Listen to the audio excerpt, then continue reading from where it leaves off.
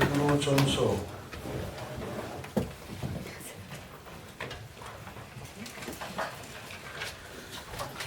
4장 9절부터 읽겠습니다. 서로 대접하기를 원망 없이 하고 각각 은사를 받은 대로 하나님의 각양 은혜를 맡은 선한 청지기같이 서로 봉사하라. 만일 누가 말하려면 하나님의 말씀을 하는 것 같이 하고 누가 봉사하려면 하나님의 공급하시는 힘으로 하는 것 같이 하라. 이는 범사의 예수 그리스도로 말미암아 하나님의 영광을 받으시게 하려 함이니 그에게 영광과 권능이 세세 무궁토록 있느니라. 아멘.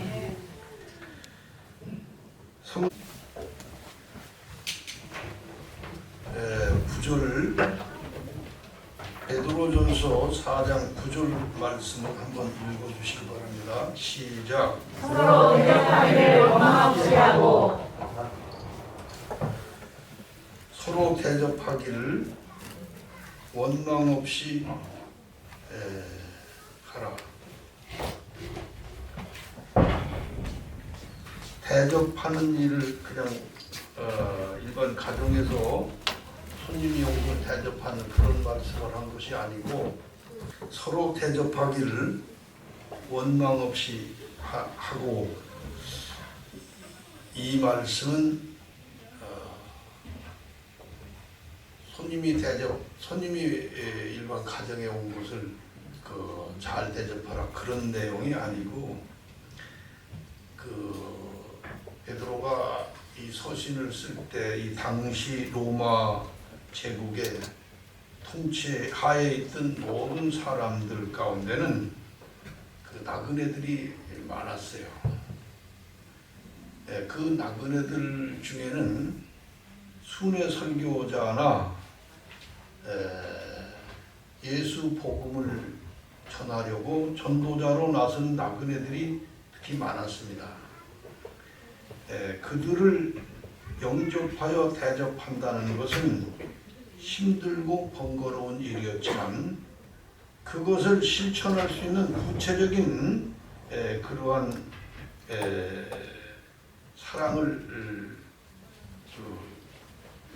나타내는 그 아름다운 풍습이 곧 나그네 영접이었습니다. 나그네를 영접하는 것은 아주 신약 성경 서신에 여러 군데 구체적으로 언급되었으며, 더구나 나그네를 영접하는 것은 마지막 심판 때 상급의 조건이 되었습니다. 당시의 나그네들은 신앙을 받은 사람들의 집을 찾아가서 머물기도 하고 음식을 대접받기도 하고 그곳에서 모인 사람들에게 자기가 전하던 복음을 전하기도 하고 이런 식으로 했습니다. 그러면 나그네들이 오면 그들의 말을 밤새워 듣기도 하고 음식을 대접하기도 하고, 그 당시 신앙이라고 하는 것이 나그네 영접하는 것이 신앙이고 교회였어요. 그런 사랑과 영접을 받았던 나그네들은 자기가 받은 그 사랑에 대하여 용기를 얻었고, 그들이 혹 나그네 복음을 전하다가 죽게 되었을 때 그 죽음을 피하지 않고 타협 없이 죽음의 길을 갈 수 있었던 그런 내용입니다. 그래서 이런 내용을 가진 나그네의 얘기이기 때문에 성경에서는 지금은 그런 현대 교회 나그네가 다니며 복음을 전하다가 이런 일은 없고, 또 교회가 나그네를 영접할 일도 없고 영접해달라고 가는 사람도 없고, 그런 시대가 되어서 나그네라는 용어가 교회에서 사라졌습니다. 그래서 나그네 하면 뭐 김삿갓 같은 나그네 이런 나그네가 있는 줄은 알지만 성경에 나오는 그 깊은 내막의 뜻을 아름다운 얘기들을 간직하고 있는 그런 나그네에 대한 얘기들을 다 읽고 있는 것이 현대 교회입니다. 로마서 12장 13절에 보면 성도들의 쓸 것을 공급하며 나그네 대접을 힘쓰라고 그랬습니다. 성도들에게 쓸 것을 공급하는 것도 중요하지만 나그네들 영접해서 대접하는 것도 아주 중요하다, 그런 얘기입니다. 특히 디모데 전서 3장 2절에 보면 교회의 감독 직분을 맡은 자는 나그네 대접을 할 줄 잘하는 사람으로 그렇게 세워야 된다, 그렇게 얘기했습니다. 마태복음 25장 35절에 보면 창세로부터 예배된 나라를 상속하는 자는 나그네 영접하는 사람이라고 그랬습니다. 그래서 성경 말씀 중에 나그네를 영접하는 말씀이 아주 깊고 또 뜻있게 기록되어 있습니다. 일테면 여리고성의 기생 라합은 생명을 걸고 이스라엘 정탐꾼을 여리고에 온 나그네를 영접하고 훗날 그로 인하여 구원받았을 뿐만 아니라 예수님의 그 할머니로 족보에 오르는 영광을 얻습니다.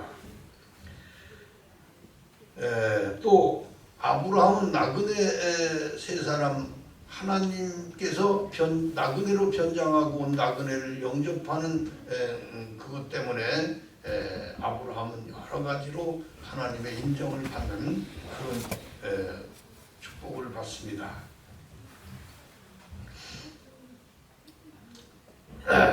그래서 히브리서 13장 2절에도 성도들에게 나그네 접대하기를 잊지 말라 했고, 요한 3서 5절에 보면 형제 곧 나그네 된 자들에게 행하는 것이 신실한 일이며 그것이 신자된 자의 사랑의 증거라고 했습니다. 이렇게 대접하길 원망 없이 하라는 그 짧은 말씀 속에는 나그네 영접, 나그네 대접을 말씀한 것이라고 이렇게 해석할 수가 있습니다. 10절 한번 말씀을 읽어주세요. 시작. 각각 은사를 받은 대로 하나님의 각양 은혜를 맡은 선한 청지기 같이 서로 봉사하라. 하나님께서 주신 은사는 공동체된 교회의 유익을 위해서 주셨지 개인적으로 아무렇게나 하라고 은사를 주시는 것이 아니다. 이 은사를 받은 성도들은 이 받은 바 은사를 선하고 아름답게 신실한 관리인처럼 써야 하는 것입니다. 그래서 각각 은사를 받은 대로 하나님의 각양 은혜를 맡은 청지기같이 서로 봉사하라 하신 것입니다. 우리 교우들은 각각 크고 작은 받은 바 은사가 있습니다. 그것을 작든 크든 한 사명이라고 그러는데, 나그네는 나그네들대로 사명이 있고 나그네에게 복음을 듣는 성도들은 성도들대로 사명이 있습니다. 나그네를 대접하고 영접하는 사명이 있었던 것처럼 오늘날도 우리가 교회를 섬기고 봉사하는 모든 일들에 대하여 이렇게 각각 은사가 있다 하는 것을 우리에게 말씀한 것입니다. 11절 말씀을 한번 읽어주세요. 시작. 만일 누가 말하려면 하나님의 말씀을 하는 것 같이 하고 누가 봉사하려면 하나님의 공급하시는 힘으로 하는 것 같이 하라. 이는 범사의 예수 그리스도로 말미암아 하나님이 영광을 받으시게 하려 함이니 그에게 영광과 권능이 세세에 무궁토록 있느니라. 아멘. 성도들이 모이는 곳을 교회라고 했습니다. 이 교회는 두세 사람만 모여도 그 모임의 중심이나 그 그 여러 가지 행사의 중심이 하나님이 되어야 합니다. 예, 또 그리스도 예수께서 그 모임의 중심이 되어야 합니다. 예. 그래서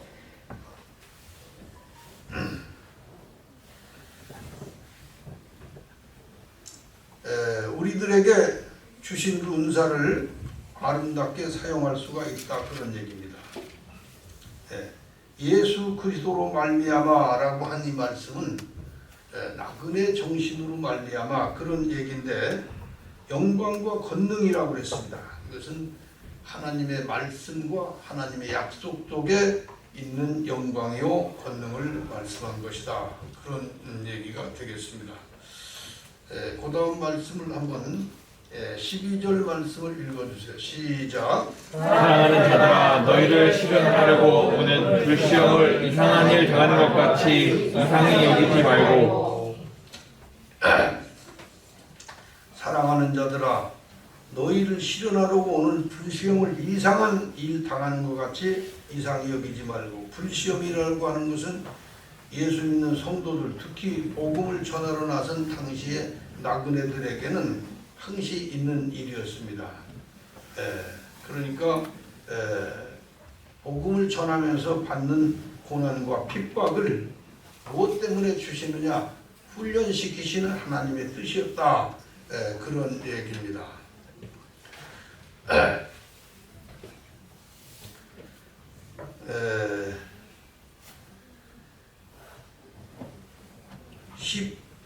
13절 한번 읽어주세요. 시작. 오직 너희가 그리스도의 고난에 참여하는 것으로 즐거워하라. 이는 그의 영광을 나타내실 때 너희로 즐거워하고 기뻐하게 하려 함이라.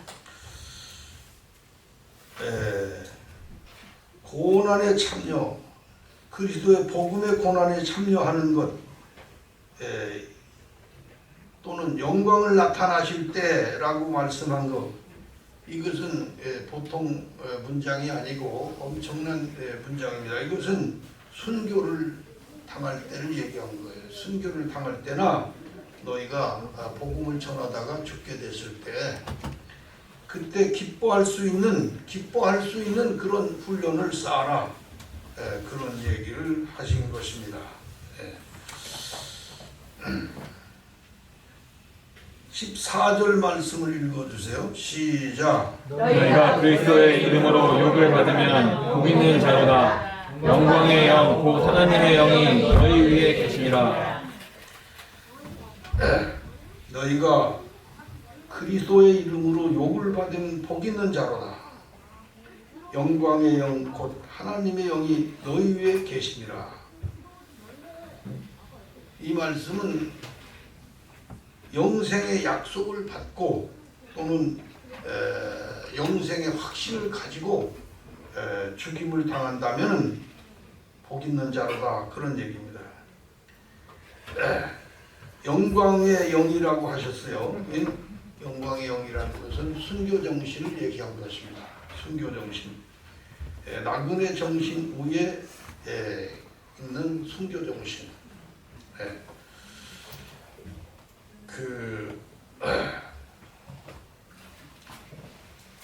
15절 말씀을 읽어주세요. 시작. 너희 중에 누구든지 살인이나 도적질이나 악행이나 남의 일을 간섭하는 자로 고난을 받지 말려니와.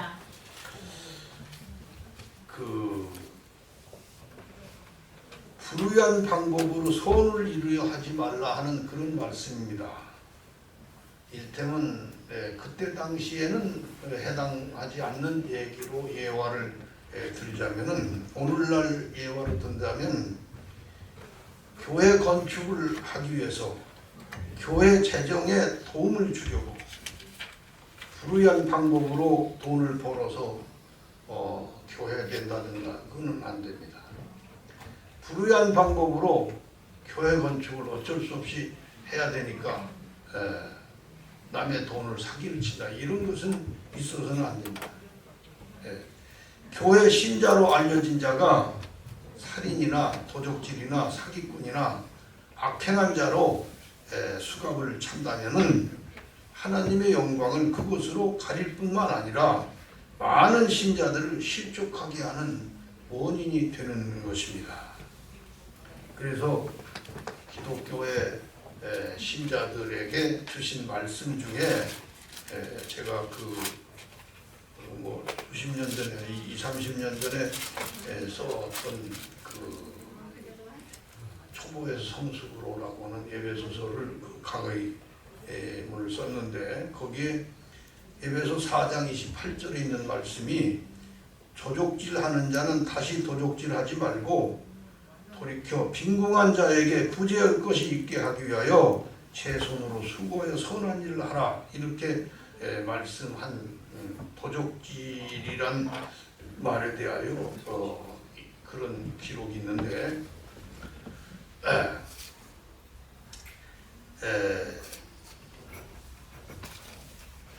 여기서 말한 도적질, 당시에 나그네들에게 복음을 받고 신앙생활 하던 사람이 도둑놈이 있겠습니까?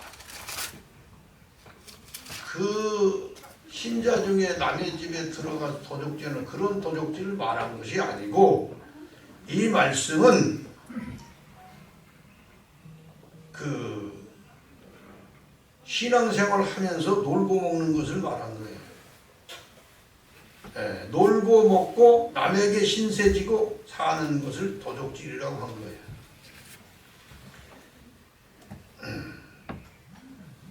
이 도적질은 놀고 먹는 신자만 해당하는 것이 아니고 하나님의 말씀을 가르치며 목사 노릇 또는 선생 노릇 하는 자가 분수에 넘는 사치를 하거나 분수에 넘는 생활을 할 때 그 사람을 도적질하는 자라 한 것입니다.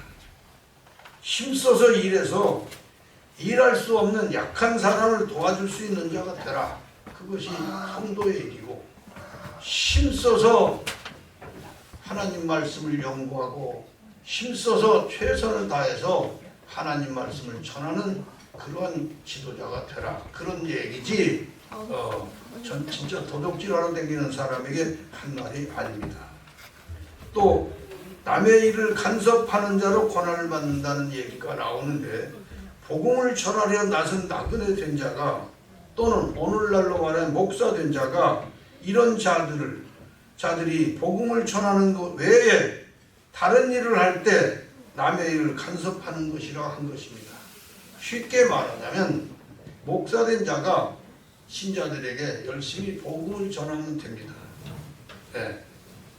뭐 복음을 전하기 위한 어떤 전당을 만들기 위해서 정치 노름을 하고 정치 노름을 하면서 또 무슨 민주화 운동을 한다고 정치적으로 앞장서고 이런 것이 그 복음에 합당한 일이냐?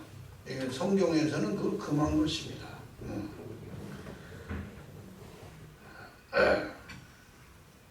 그래서 다른 일을 할 때 남의 일을 간섭하는 것이라고 남의 일은 무엇입니까? 복음 전하는 자는 복음 전하는 것이 남의 일이 자기 일이지 다른 뭐 정치 일이라든가 큰 건물 세우려고 한다든가 이런 것은 이것이 남의 일이에요. 남의 일. 16절 한번 읽어주세요. 시작. 만일 그리스도인으로 고난을 받은즉 부끄러워 말고 오히려 그 이름으로 하나님께 영광을 돌리라. 복음을 전하면서 받는 고난은 정말 자랑스럽고 기쁜 일입니다. 그러나 세상 일 하다가 또는 기복의 일로 받는 고난은 그것은 신자로서 하나님의 사람으로서는 가치 없고 부끄러운 일이라고 말할 수 있는 것이다. 그런 말씀입니다. 자, 17절 말씀을 큰소리 읽어주세요. 시작. 하나님 집에서 심판을 시작할 때가 되었나니 만일 우리에게 먼저 하면 하나님의 복음을 순종치 아니하는 자들의 그 마지막이 어떠하며 하나님의 집에서 심판을 시작할 때가 되었나니 그랬습니다. 하나님의 집이라고 하는 것을 먼저 생각해 봐야 합니다. 하나님의 집. 유대인들에게는 하나님의 집이 어디에 있냐면 성전, 예루살렘 성전이 하나님의 집이고 도처에 있는 공회당이 하나님의 집이었어요. 그럼 유대인들에게는 그런 그 성전이 하나님의 집이었다면은 나그네들, 복음을 전하는 나그네들은 하나님의 집이 어디냐? 복음 자체가 하나님의 집이었어요. 그러면 하나님의 집에서 심판을 시작할 때가 되었나니 그 말은 복음을 전하는 곳에서 핍박이 일어나기 시작한다면 나그네 정신으로 잘 훈련된 사람일지라도 당황스럽고 어렵게 됩니다.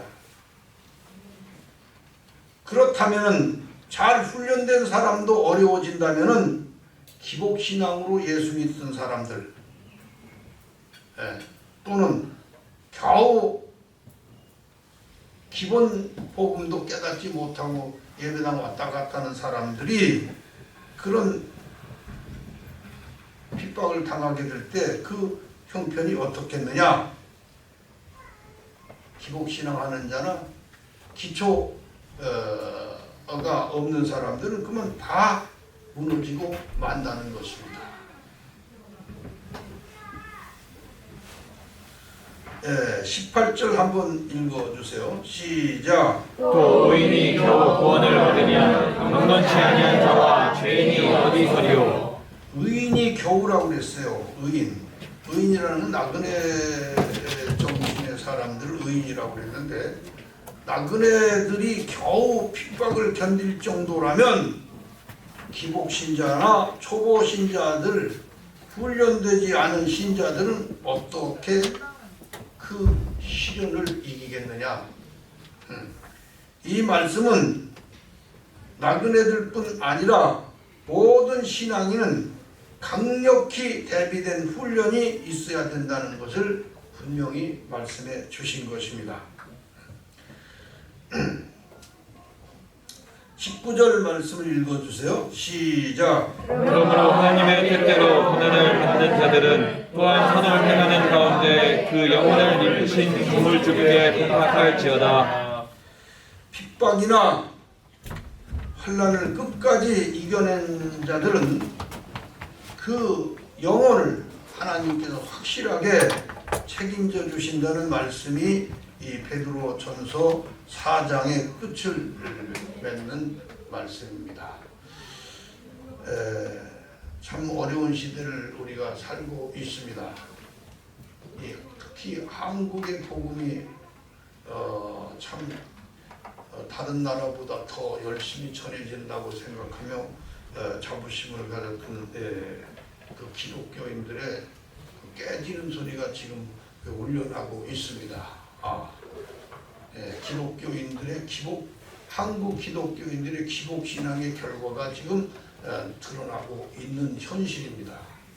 그런 거 아니 수천 명, 수만 명 모이는 교회가 지도자서부터 더 전보다 문제를 안고 있고 50분 정확히 얘기하면 50분 설교를 하면서 5번을 처음부터 끝까지 큰 소리로 아주 그냥 폼을 잡으면서 목을 내빼면서 유행가를 부르는 그런 시대의 아주 유명한 목사가 생겼습니다. 그게 소위 새 에덴 교회 소강성 목사라는 사람입니다. 50분 설교에 5번의 유행가를 아주 가수 흉내를 내면서 부르는 나는 그게 단편 소설가 내 이름 장로인가 누가 쓴 단편 소설 중에 구토라는 얘기가 있어요. 구토가 뭔지 아시죠? 먹은 것이 넘어오는 것이 구토입니다.